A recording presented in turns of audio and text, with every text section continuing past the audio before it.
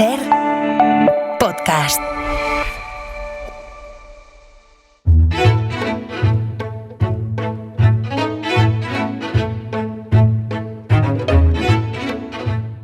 Como si fuera una autopista de muchos kilómetros, el nervio vago recorre todo nuestro cuerpo con una misión: poner en contacto el cerebro con los órganos para intentar que descansen y se relajen. Y que no te confunda su nombre.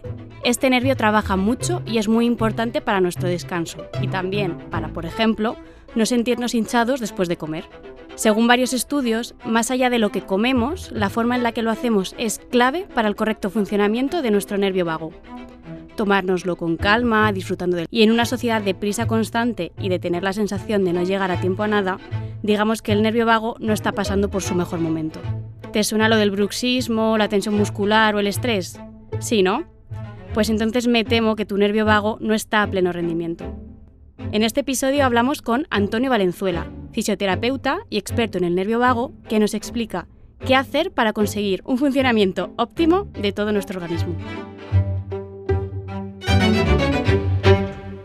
¿Cómo comes? Con Ángela Quintas. Hoy en Cómo Comes nos acompaña Antonio Valenzuela. Él es fisioterapeuta, divulgador y autor del libro Estimula tu nervio vago. Con él vamos a descubrir cómo está este nervio dormido, o que muchos tenemos dormidos, y cómo puede cambiar nuestra salud física, emocional y también nuestra relación con la comida. Hola Antonio, ¿cómo estás? Pues muy contento, como no puede ser de otra forma, Ángela. Encantado de estar aquí contigo. Qué ilusión me hacía que vinieras, tengo que decirte. ¿Llevo persiguiéndote tiempo? Bueno, a decir verdad... Un poco. Eso es. Yo en cuanto que me dijiste ven, yo lo he dejado todo y estoy aquí contigo. Pero me hace mucha ilusión. Me hace mucha ilusión que hablemos del nervio vago, porque yo creo que hay muchísima gente que no tiene ni idea de lo que es el nervio vago. Entonces, si te parece, vamos a empezar por ahí y luego ya cerramos con cómo come Antonio Valenzuela, ¿vale? Trato hecho. Venga. Te pregunto, Sí. ¿qué es el nervio vago? Porque yo creo que hay mucha gente que ni siquiera ha oído hablar de él. Sí, es cierto. De hecho, no siempre cuando hablamos nervio vago, ¿no? Se nos viene a la cabeza un nervio que es perezoso, ¿no? Y bueno, sí es cierto que quizás muchos de nosotros al vago lo tenemos un poco perezoso, pero su nombre no va por ahí. Va porque es un nervio que vaga por nuestro cuerpo. Y si lo tuviese que definir en breve, sería ese nexo de unión entre nuestra mente, entre nuestro cerebro y el cuerpo, ¿no? Seguro que a las personas que nos están escuchando les suena eso de el eje intestino-cerebro, ¿no? Pues la mayor parte de ese eje la comanda el nervio vago. También el nervio vago tiene mucha importancia en nuestro cuerpo porque es el que se encarga de generar la respuesta parasimpática, es decir, es el nervio de descanso, relajación, digestión, regeneración de nuestro cuerpo. Vamos a explicar la diferencia entre el sistema simpático y el parasimpático, porque a lo mejor la gente no lo sabe. Uno sería, me pongo alerta, ¿no? Echo a correr ante un estímulo, no sé, yo siempre se lo explico a la gente como hay un incendio, ¿no?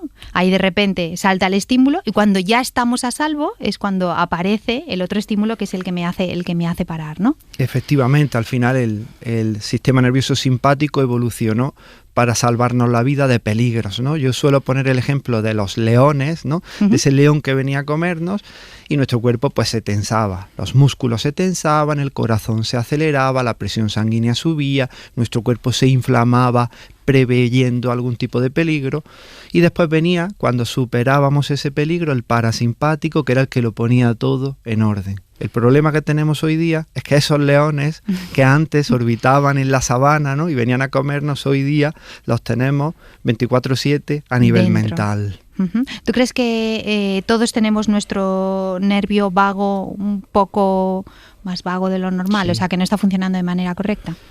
Te diría que no sé si todos, pero una inmensa mayoría sí, porque al final la vida moderna, en la que lo urgente prima sobre lo importante, hace que estemos a la que salta, ¿no? Tensos, irascibles, muy nerviosos, esperando ese peligro, y en ese terreno el nervio vago no puede desplegar toda su magia. Si yo me preguntara cómo sé si tengo mi nervio vago funcionando de manera correcta, ¿qué tips le podríamos dar a la gente? Pues mira, podemos darle los tips, empezar por saber si no está funcionando de manera correcta, ¿no? Que sería, pues, personas que tienen o tenemos, ¿no?, una gran tendencia a tener la musculatura de todo nuestro cuerpo tensionada, ¿no? Es muy evidente, se ven las manos muy tensas, la mandíbula apretada, el famoso bruxismo, el cuello. Yo, como bien has dicho, soy fisioterapeuta y vienen muchos pacientes a consulta y cuando entran por la puerta siempre, oye, relaja los hombros, ¿no? Esos hombros que van muy cerquita de las orejas, en esa actitud encogida, eso es algo muy característico de que el nervio vago no está funcionando de forma correcta. Después, malas digestiones, ¿no? Siempre que hablamos de una disbiosis, de un SIBO, es decir, de digestiones lentas, de digestiones pesadas, sabemos que eso es una pista de que el vago puede que no esté funcionando bien porque es el que comanda la digestión de nuestro cuerpo. Problemas de sueño, irritabilidad, el famoso estrés, ¿no? Es algo que prima y se ve, ¿no? Que cuanto más estrés hay en nuestra vida, menos funciona el vago. Y por ejemplo, a la hora de la frecuencia a la hora de ir al baño también está muy relacionado con el nervio vago, ¿no? Hay mucha gente que no le funciona de manera correcta, con lo cual esa frecuencia a la hora de ir al baño no se produce de manera regular. Claro, lo que decíamos antes, ¿no? Sí, efectivamente, tanto, ¿no?, por exceso como por defecto también, porque una de las cosas que también nos puede dar una pista de que estamos demasiado simpáticos es la frecuencia de las micciones, es decir, personas que van mucho al baño a hacer pipí, sabemos que puede ser un síntoma, por supuesto, de infección de orina, de lo que sea. Una diabetes tipo 2. Ahí está, efectivamente, pero otro de ellos es simple y puramente por estrés.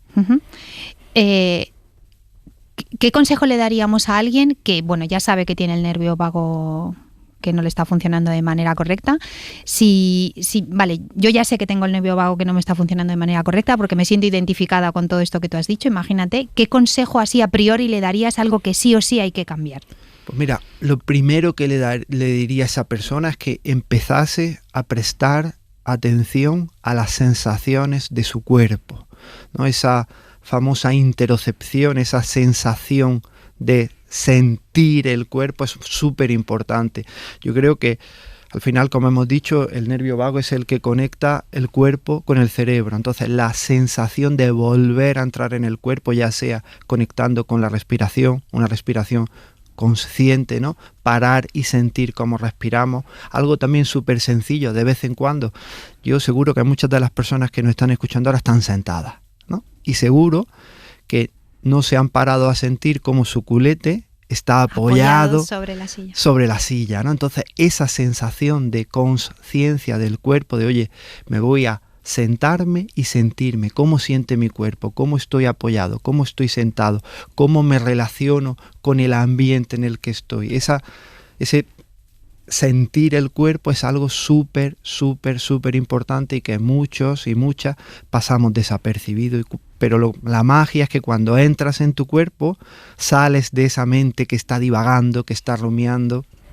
En el libro hablas mucho de la sensación, de la relación con los demás, ¿no? Y me gusta cuando decías el hecho de cantar, tararear en la ducha. Todo eso también es muy importante para sentirse bien, ¿no? Y para activar el nervio vago. Sí, al final el nervio vago necesita un ambiente, ¿no?, que en la literatura se conoce como de safe and secure, ¿no? Es decir, de estar seguros, estar a salvo, ¿no?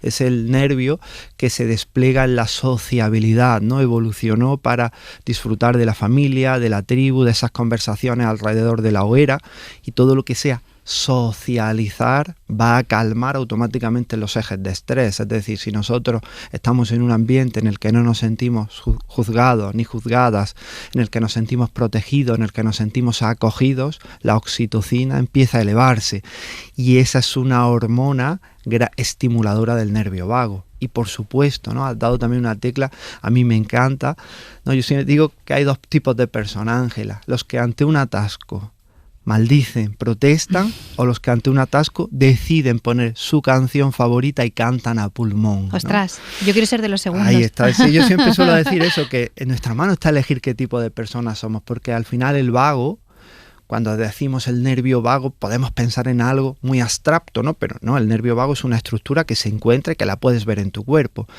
Y a nivel del cuello pasa muy cerquita de la arteria carótida, al lado de las cuerdas vocales. Entonces todo lo que sea vibración de esas cuerdas vocales va a estimular la función del nervio vago. Cuando el nervio vago vibra, produce acetilcolina, que es la molécula con la que el vago hace su magia, esa molécula que calma nuestro organismo, mejora nuestra digestión, baja la inflamación. Por eso a nadie se le escapa, ¿no?, ese famoso mantra budista, ¿no?, del Om, ¿no? Esa vibración a nivel de las cuerdas vocales estimula al vago. Por eso, cuando cantamos, el vago empieza a producir acetilcolina, pero nuestro cerebro empieza a producir endorfinas, serotonina, dopamina, hormonas del bienestar. Y también de la mano de cantar estaría el baile, ¿no? Yo lo suelo preguntar muchas veces cuando hago un taller, o en los cursos, en las conferencias, ¿cuánto tiempo hace que no bailas? ¿No? Y la gente te dice muchísimo tiempo. Efectivamente, y al final el baile es una medicina que conecta nuestro cuerpo con nuestra mente, genera también esa conexión del lóbulo izquierdo del cerebro y el derecho, en ese cerebro, ese hemisferio más pensador y ese hemisferio más imaginativo, y genera conciencia de nuestro cuerpo y estimula poderosamente al vago. Entonces, muchas veces sí, por supuesto, la meditación está súper guay, técnicas de respiración consciente está perfecto, pero oye, ¿por qué no pones la canción que te gusta de verdad, cantas y bailas, ¿no? 3 minutos, 5 minutos, no necesitamos que sea con gente, ¿no? En la soledad de tu casa, antes de irte a la cama, algún momento que tengas, ¿no? Que te conecte contigo. Tú hablas también en el libro de las duchas frías. Sí. A mí eso me sorprendió muchísimo. Digo, vale, en verano vale, pero en invierno tengo que decirte que no. Sí. ¿Qué hace una ducha fría en nuestro cuerpo por la mañana? A ver, sí es cierto que la ducha fría, si hablamos de pura estimulación del nervio vago, tiene sus matices, ¿no? Sobre todo cuando hace más frío como ahora en invierno, ¿no? La ducha fría tiene grandes ventajas. Una de ellas, por la mañana sobre todo, es que eleva la dopamina a nivel central, ¿no? Ese neurotransmisor de la motivación, del foco, de la concentración, ¿no? Entonces, una ducha fría por la mañana activa a nuestro cuerpo. Pero verdaderamente la ducha fría es un estímulo estresante de nuestro cuerpo, pero es un estrés que nuestro cuerpo entiende, que nuestro cuerpo comprende. Es decir, nuestro organismo evolucionó para hacer frente a estresores que habitan en el cuerpo, ¿no? Al frío, al calor, al hambre, a la sed, a la necesidad urgente de movimiento para salvar nuestra vida. Entonces, cuando nosotros conectamos con esos estímulos, ya sea una sauna, ya sea una ducha de agua fría, ya sea una sesión de ejercicio, o ya sea, por ejemplo, una exposición al ayuno intermitente, ahí nuestro sistema nervioso autónomo, ese equilibrio entre el simpático y el parasimpático, se resetean. Entonces, una ducha de agua fría es un gran reset, ¿no? Es decir, te pone en contacto con el simpático, te pone muy nerviosa para que después tu cuerpo, por las vías naturales, vuelva a relajarse, porque le has hablado el idioma que entiende. Pero aquí vienen algunos matices, ¿no?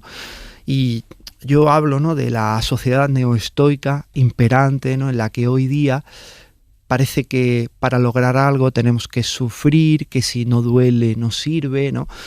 Y el sacrificio, ¿no? Efectivamente, el sacrificio neoestoico. Yo abogo un poquito más por el epicureísmo, ¿no? El disfrutar de aquello que hagamos, ¿no? Entonces, hay personas que si están hiperestresadas, que si el frío, por ejemplo, no les conecta, ¿no?, y lo ven como un sufrimiento, al final no va a desplegar al nervio vago. Y también pasa otra cosa: si es demasiado frío, por supuesto que después se activará el vago, pero no se va a activar instantáneamente. A lo mejor necesita 2-3 horas para que el vago se active. Entonces yo soy más partidario de las duchas de contraste, ¿no? Es decir, de meter un poco de salsa de vidilla, ¿no? Es decir, te duchas con tu agua calentita, después pones el agua fría, te activas, pero después, si quieres, terminas otra vez con el agua calentita y vuelves otra vez a ese estado de calma. Entonces generas algo muy bonito que en Japón se llama Totonu. El Totonu. Qué bonita esa palabra. A mí me gusta mucho la cultura japonesa porque pone nombres a sensaciones, ¿no? Y el Totonu es la sensación de felicidad que se genera en nuestro cuerpo después de haber tomado un baño de sauna y después una ducha fría. Qué guay. Y neurocientíficos japoneses investigaron que cuando haces ese baño de contraste, el patrón de ondas que impera en tu cerebro son las teta, unas ondas lentas que se asocian al vago. Entonces, sabemos que Hombre, si tenemos la suerte de tener en nuestra casa una sauna, oye, ni tan mal, pero si no, una ducha calentita y después ponemos la ducha fría y si quieres terminamos en calentito. Y ese contraste va a estimular la circulación, es muy interesante a nivel antiinflamatorio del cuerpo, el sistema linfático que detoxifica nuestro organismo y va a resetear al sistema nervioso autónomo.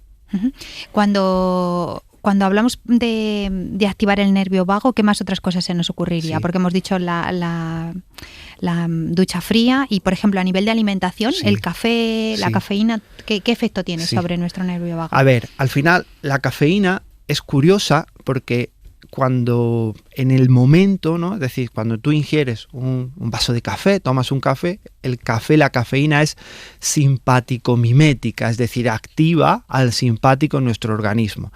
Sí es cierto que el efecto de esa cafeína no es muy alargado en el tiempo y el cuerpo lo puede procesar perfectamente, pero sí es cierto que en un contexto de una persona, primero, que sea muy sensible a la cafeína o que ya esté en un estado de estrés muy elevado, ingerir cafeína en el organismo puede que no sea lo mejor para nuestro sistema nervioso autónomo, para el vago. En cambio, hay otra bebida milenaria, ¿no? El té verde, que es muy bonito porque el té verde tiene una sinergia muy guay y es que tiene una molécula análoga a la cafeína, que es la teína, pero tiene un aminoácido específico del té verde que es la teanina, ¿no? Y la teanina es una molécula súper bonita, ¿no? Porque me encanta que digas que es una molécula súper bonita. Porque cuando ves, ¿no?, las cosas que hace nuestro organismo, dices, jolín, qué magia, ¿no? Porque es capaz de llevar a tu cerebro, además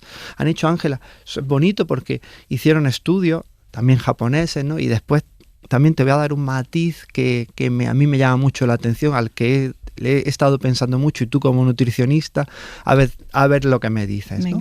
Y sabemos que ha habido estudios de neuroimagen, resonancia magnética cerebral, en los que se les ha dado a la persona un vaso de té verde y lo han metido en resonancia y han visto que a los pocos minutos el patrón de ondas cerebrales empezaba a cambiar hacia unas ondas más lentas, ondas alfa, que son las ondas de un estado meditativo. Entonces, solo con una infusión de té. Claro, eran registros muy livianos, ¿no? Pero solo tomar una infusión de té mejora un té verde.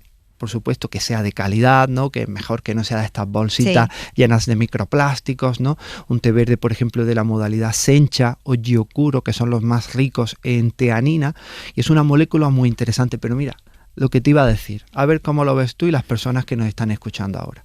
A mí algo que me llama mucho la atención, bueno, primero hay una frase de un escritor catalán, se llamaba Josep Pla, que él decía que la vida plena está hecha de pequeños detalles verdaderos, ¿no? Entonces, yo soy muy fan de incluir esos detalles verdaderos en nuestra vida.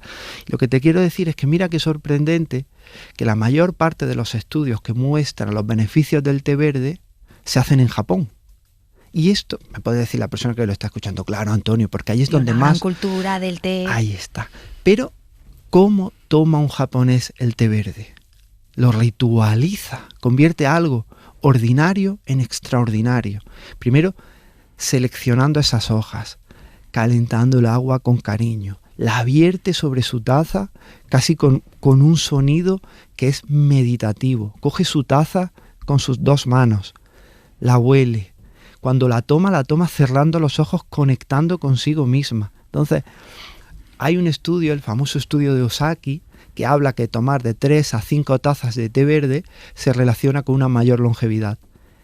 Y mi pregunta que siempre tengo es, ¿son esas moléculas del té verde o es esos 3 o 5 momentos de conexión contigo mismo, contigo misma que has tenido? Yo creo que son los 3 o 5. Yo siempre digo, fíjate que la comida, hay comida que se hace sin amor y se nota que es una comida que está hecha sin amor. Es una comida que ni siquiera huele bien, aunque la materia prima sea la misma, pero dependiendo de la persona que la cocine, se nota que está hecha con amor o no está hecha con amor. Yo creo que eso se refleja ahí en la comida. Y creo que vivimos también en una sociedad de café y Lexatin. Sí. No sé tú qué te parece, ¿no? Totalmente. O sea, me tomo un café por la mañana, pero luego a eso de las 12 digo, venga, voy a tomarme un ansiolítico porque la vida me está superando. Y eso, por ejemplo, lo veo muchísimo en la consulta, que estamos tomando ansiolíticos y antidepresivos, pero muchísimo más en estos últimos 4 o 5 años. Está siendo una verdadera locura, pero siguen consumiendo su café por la mañana. Es decir, me tomo mi café, yo he llegado a oír mi café con mi Lexatin por la mañana nada más empezar, y luego a lo largo del día a lo mejor necesito otro. Entonces al final estamos mandando señales totalmente contradictorias. Es decir, me tomo un café con esa cafeína para estimularme, pero luego al rato me tengo que tomar un ansiolítico. No tiene mucho sentido. Yo ponía también el ejemplo siempre, si también el cóctel, ¿no? Lo mejoras, no lo empeoras con el cigarro, ¿no? Pues imagínate ahí ya sí que lo tienes entero. Ya sí que lo tienes totalmente, todo moléculas artificiales para generar en nosotros un estado que debería de venir inherente a nuestra vida, ¿no? Es decir, nosotros nos deberíamos de levantar activados y estar después calmados. Porque muchas veces algo que a mí me chirría un poco, que entendemos la activación con el nerviosismo, ¿no? Es decir, y nosotros tenemos que tener energía, vitalidad, pero eso no significa tener este nudo aquí todo el rato. Efectivamente, yo siempre hago el mismo ejemplo, que ir acelerado no significa ir más rápido, ¿no? Siempre hago el ejemplo. Y tener mayor lucidez, a lo mejor estás mucho más torpe, ¿no? En tus pensamientos. Ahí está, yo siempre les digo el coche, ¿no? Tú te montas en tu coche y metes primera. Y si metes primera y pisas el acelerador a fondo, no vas a avanzar rápido. Lo único que vas a hacer es quemar al coche, ¿no? ¿Y cómo influye el sueño en todo esto, el descanso? Al final el sueño es capital, ¿no? Es decir, es esto que, ¿no? Ese elefante en la habitación que nadie quiere ver, ¿no? Porque qué bien nos sienta, ¿no? Nuestro ratito de ver nuestra serie, nuestro maratón de series por la noche, ¿no? Hablamos del prime time. Efectivamente, ese dichoso prime time que alarga, que hace noches eternas, ¿no? Además con luces artificiales que emulan el día, y después te vas a la cama y te quieres dormir ipso facto, ¿no? Y al final sabemos que un gran marcador que mide la función del nervio vago en nuestro cuerpo es cómo de variables son los latidos del corazón, ¿no? La variabilidad de la frecuencia cardíaca. Pues sabemos que cuanto menos duermes, la variabilidad de la frecuencia cardíaca cae, es decir, el simpático domina nuestro organismo. Entonces yo siempre digo, oye, vamos a cortar la televisión antes, vamos a ir un buen libro, la radio, ¿no? Al final yo... Pues a que si te pones noticias a lo mejor no te duermes. Efectivamente. A lo mejor tienes que buscar un buen podcast, porque si te pones noticias... Ahí está, me has leído la mente. Yo soy muy fan de escuchar podcasts, y al final el podcast también te genera esa sociabilidad, ¿no? Porque empatizas con la persona que estás escuchando y generas ese vínculo que te hace, oye, sentirte como en casa, ¿no? A mí también un tip que podemos dar para las personas que nos están escuchando, que me gusta mucho, es por la noche, obviamente aparte de cenar más temprano, ¿no? Ahí incluir alimentos que son ricos en serotonina, que son en triptófano, precursor de la serotonina, que incluso tienen melatonina. Por ejemplo, el kiwi, ¿no? Sabemos que hay estudios súper interesantes en los que tomar 2 kiwis un par de horas antes de irte a dormir mejoran la calidad del sueño, incluso en deportistas de élite, ¿no? Esos pistachos, ¿no? El pistacho es un alimento que es súper rico en melatonina directamente, es decir, un puñado de pistachos puede aportarle a tu cuerpo la misma melatonina casi que un suplemento, ¿no? También sabemos que alimentos como el kefir, ¿no? El kefir, a mí me encanta, yo soy muy fan del kefir, y a ver si conseguimos que venga. Yo tengo un gran amigo que se llama Miguel Toribio Mateas, es neurocientífico, él trabaja en Londres y ha publicado muchos papers, y tiene uno muy bonito de un estudio de intervención con niños y niñas con TDAH, y vieron que la inclusión del kefir en su dieta regulaba, ayudaba, a controlar ese comportamiento impulsivo, es decir, los relajaba, ¿no? El kefir es ¿tomado en ayunas o por en el desayuno? Lo tomaba en el desayuno en este caso, ¿no? Y es un alimento muy interesante porque está cargado de bacterias beneficiosas, pero yo siempre suelo decir que esas bacterias con los proteína de la leche generan esa alquimia que produce una serie de sustancias llamadas péptidos bioactivos que modulan las funcionalidades de esas ondas cerebrales. Entonces, un kefir, por ejemplo, con unas nueces, con un kiwi, con algo de pistachos, por ejemplo, puede ser... Un desayuno perfecto. Ahí está, un desayuno... Mejor que unos cereales azucarados antes de ir al cole. Ahí está, y estás cargando a tu cuerpo de moléculas que después cuando llegue la noche se van a convertir en esa serotonina y en esas sustancias que te van a calmar. Ya para ir terminando, yo quiero saber cómo come Antonio Valenzuela. Sí. Tienes mucho, o sea, estás muy atento a lo que comes, cuidas la alimentación. Sí, mira. ¿Cocinas? Sí, te voy a decir que yo he pasado por casi todos los estadios posibles, ¿no? He pasado por la dieta paleo cuando estuvo en su momento en boga, ¿no? Yo hice los primeros cursos, de hecho hice un curso con Lorraine Cordain, el padre de la dieta paleo, y era súper paleo. Después tuve también un tiempo que era cetogénico, un tiempo que era, también abracé la macrobiótica, ¿no? Menos el veganismo. Sí es cierto que también ha habido momentos en los que la proteína animal ha estado muy bajita, pero nunca he llegado a ser vegano al 100%, ¿no?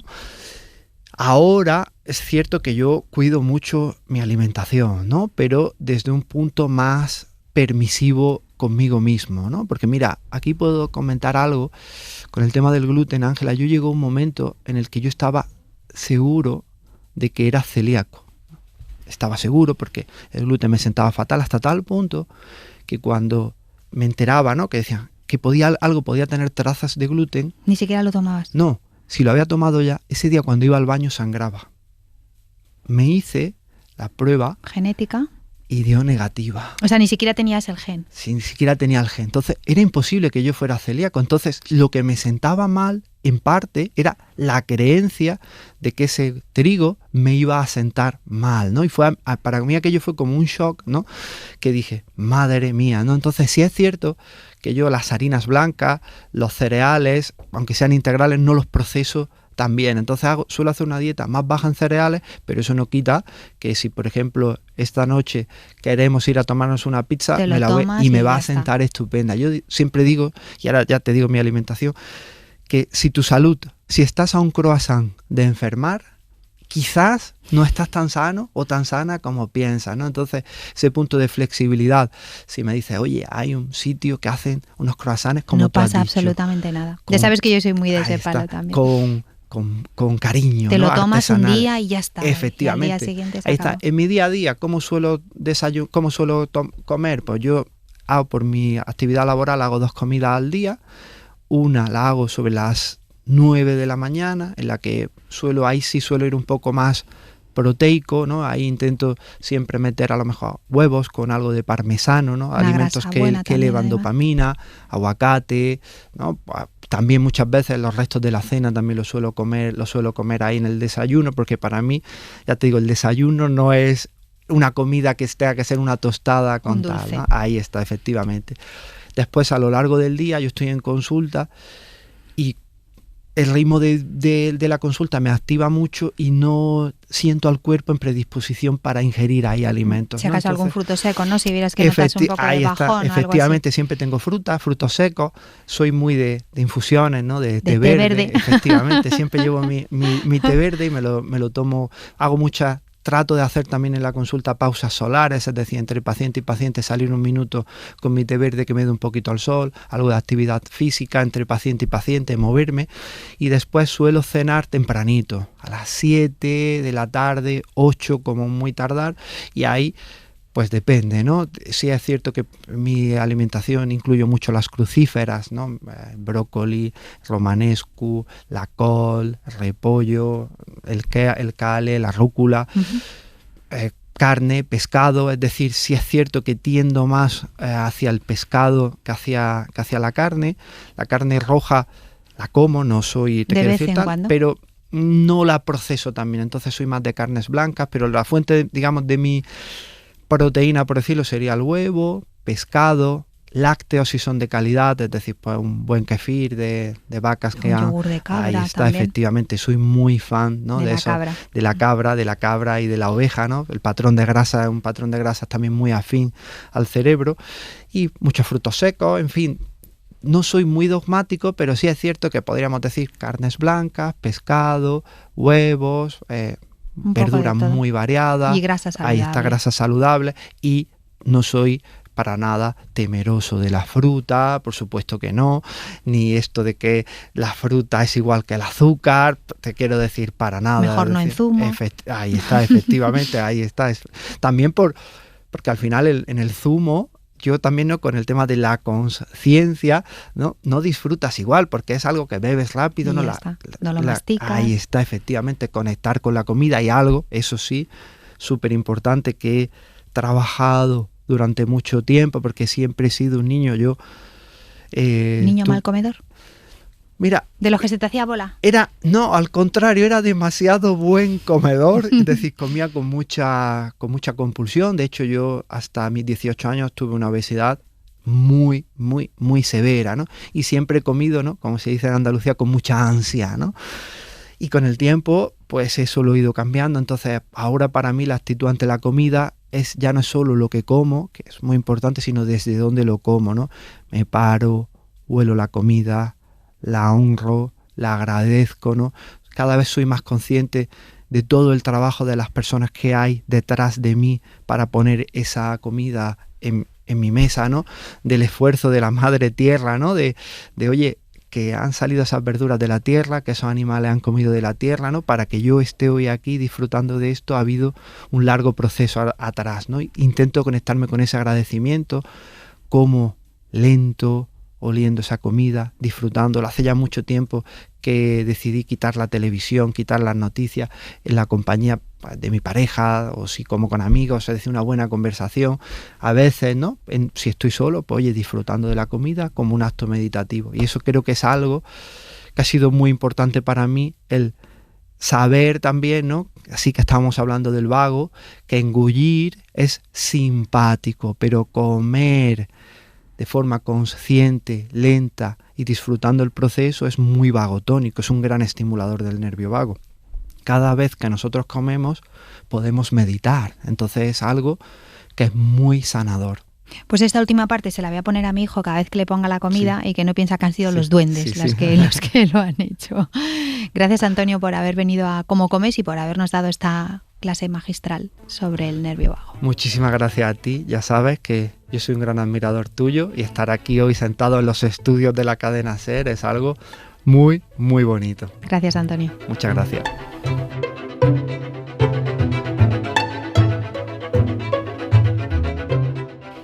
Comer despacio no es solo una cuestión de buenas maneras, es una estrategia química y muy potente para cuidar nuestra salud. Cuando masticamos bien, no solo activamos la amilasa salival, esa enzima que empieza a digerir los almidones ya desde la boca, sino que también le estamos enviando un mensaje directo a nuestro nervio vago, que sería algo así como: estamos a salvo, puedes activar el modo digestión. Porque el sistema digestivo no arranca bajo estrés. Si comemos con prisa, de pie, mirando el móvil o discutiendo, el sistema simpático, ese que hablábamos, que nos está preparando para huir o para luchar, toma el control. Y el parasimpático, donde realmente reina el nervio vago, se apaga. Y es el vago, cuando está apagado, el que reduce la secreción de los jugos gástricos, la motilidad intestinal, y la consecuencia es que la digestión se vuelve muy pesada e incluso inflamatoria. Masticar bien no solo facilita el trabajo del estómago, también permite que saboreemos la comida, que nos conectemos con la comida, que escuchemos las señales de saciedad, y eso, además de saludable, es profundamente placentero. Así que ya sabes, si quieres activar tu nervio vago de forma sencilla, empieza por el principio. Cierra los ojos, respira y mastica. Tu cuerpo te lo va a agradecer. Espero que os haya gustado ese episodio y nos escuchamos en el siguiente. ¿Cómo comes? Con Ángela Quintas. Para no perderte ningún episodio, síguenos en la aplicación o la web de la SER, Podium Podcast o tu plataforma de audio favorita.